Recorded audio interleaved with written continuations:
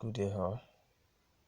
I'm here to show you how to use metaphor on your Android phone.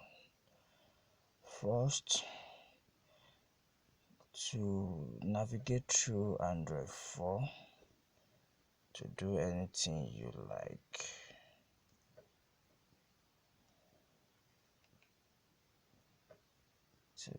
To navigate through Android phone and do anything you like, first go to the top left corner of your metaphor on Android phone. Click on it. That's my account name, my real account name. Also, there are so many options you can use on metaphor on Android on metaphor on Android.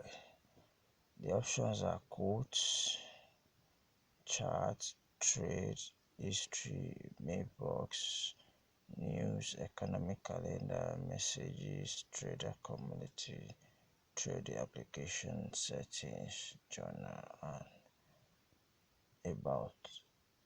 But on this at this particular time, I will only put you through the essential section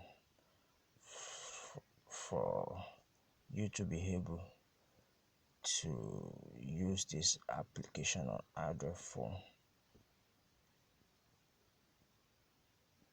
for the purpose of trading. So I will put you through all the relevant sections you need. So first of all, let me take you through settings, how to set your platform on a metaphor Android, on a metaphor, how to set your options on metaphor on Android. So first of all, let me take you to settings. So these are various options you have on settings. You have codes as a tweet. You have line type. You have other sound. So anyone you want to be active on your platform, you mark them as you have seen. So anyone you do not want, you unmark it. Anyone you want, any option you want, you mark it. The one you do not want, you unmark the option as I'm doing. So anyone you want, you mark it so you can read through. These are the options I marked, and from there you navigate back by pressing the top